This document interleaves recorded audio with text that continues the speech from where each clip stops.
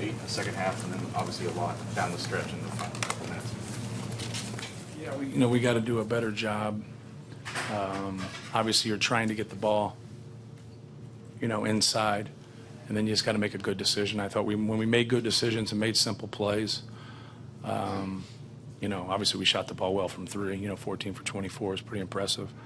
So I thought we had a pretty good balance. We just had to, take care of the basketball and, get it to where we needed to get it in the half court on the interior, just move the basketball, and we were getting pretty good looks. But, when you have those empty possessions and you turn it over, you can't get a rebound on a turnover. And so you got to be able to, give yourself a chance, then give yourself a chance to rebound. We just had too many turnovers in the second half. Just the offensive rebounding, the points they got off the offense. Yes. Outside of McVeigh and Horn, I thought McVeigh and Horn were the difference in the game. I thought we did a pretty good job guarding Glenn Watson and Ty Webster. If you look at their numbers and how many shots they took and their percentages, if you would have told me that starting the game and that we went 14 for 24 from 3, I'd say we were going to, win this game.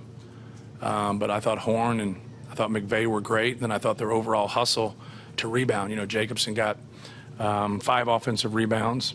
Horn gets 3, but as a team they get 15, and that's pretty impressive. Obviously, it's 4 more than we got, but they were quick to the basketball, and those extra possessions. You think about those 4 extra possessions right there in a possession game.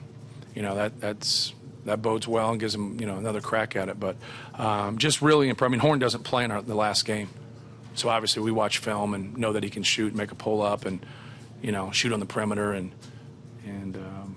but he had the best game of his career so far, and I thought McVeigh really did a good job, and we just had total breakdown a couple times with him. We foul him in the corner once, and other times one guy doesn't close out with his hands up, and you got to be there. You got to be there with guys like him and not let him shoot in rhythm, and we didn't do a very good job of that. Was there anything specifically about Horn's game that surprised you? Surprised me he played. Most guys that don't play in the game before don't play, and so you don't. So, but he was on the scouting report, and we talked about him, and, he's made shots before in games this year, but not a lot. Anytime you play sparingly, it's really hard to gauge a guy, it's because it's not who they are. It's really hard to be consistent when you have inconsistent minutes. It's a tough thing, especially for a true freshman. But once, guys get opportunities, they're not here, but, they obviously have to be good or they wouldn't have given him a scholarship. So we watch it and clip it and show our guys, and we talked about it. We talked about he doesn't have a high percentage from 3, but he's a good 3-point shooter that just hasn't gotten going yet, and he's got a nice pull-up. And he hit a couple of those floaters. That 3 late obviously was huge, and we just had a breakdown on that play. But, give him credit. That's hard. That's a hard thing to do, to not play very much and then not play in a conference game and then turn around and maybe be the difference maker in this game. So give the kid credit. How do you think the defense on Swanigan, the first half Nebraska doubled quite a bit, and not so much the second half? Yeah, they, I thought we did a good job of finding people and moving the ball. They bottled us up a couple times, no question, but it also opened up for a lot of those threes that we got.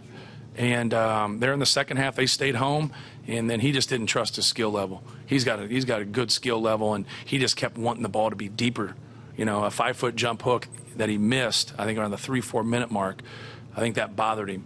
Instead of just sticking with it and going right back to it, he wanted layups, and he wanted the ball closer, and then he over-dribbled, and then that's, I think we had 2 or 3 possessions there at the end where he over-dribbled, and he got himself in a jam.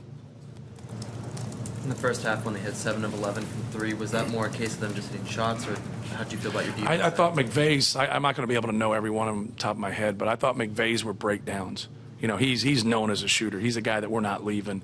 I thought those were breakdowns. Ty Webster made a couple tough ones. If I'm not mistaken, he was 2 for 2 at half.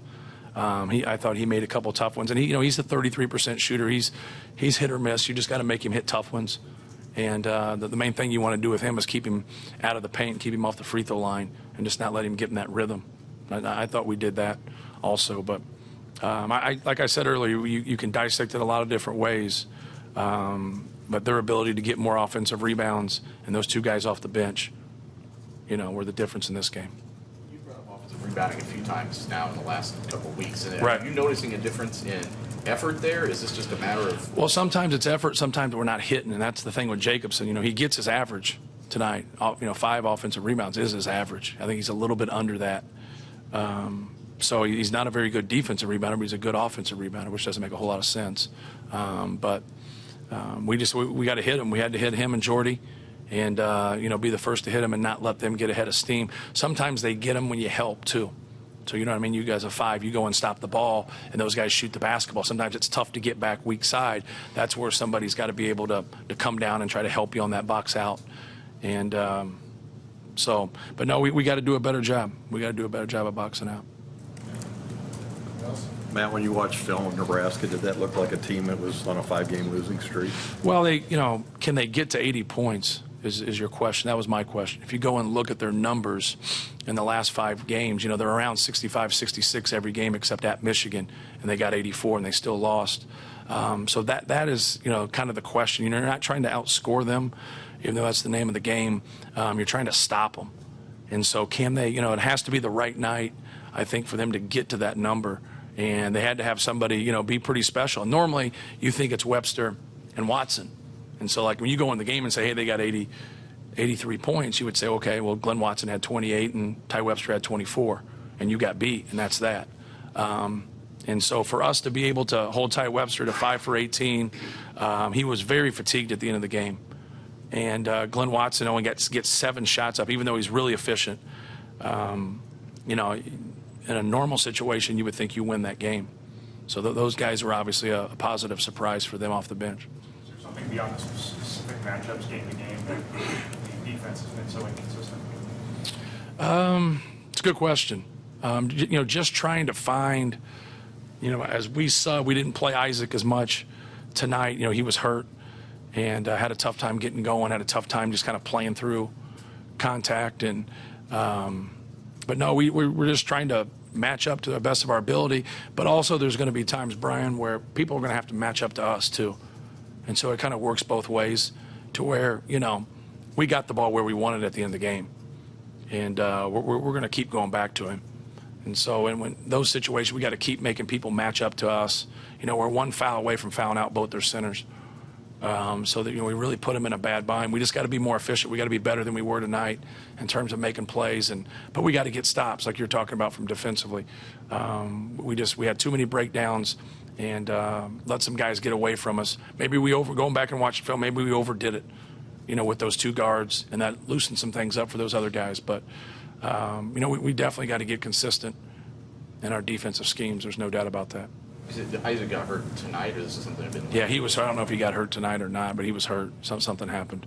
So we went back to him in the second half, but he was getting he missed. He ended up getting that basket late, but then he was, he got hit in the back or something. I don't know. So you got to be able to play through it. I know Basil hasn't been in the rotation much, but Yeah. does his absence affect you guys in terms of practice scenarios, things like that? Yeah, in practice, anytime we can travel, Matt can practice. It's on a weekend or whatever, so we can take him with us and he can practice. So, we're right at around 10, 12 guys that practice. But it's not that big a deal. As you get into late January, early February, you don't get as many reps as you do. It's more of a mental thing, watching film, going through walkthroughs, just being focused on your job. Thank you. Thanks.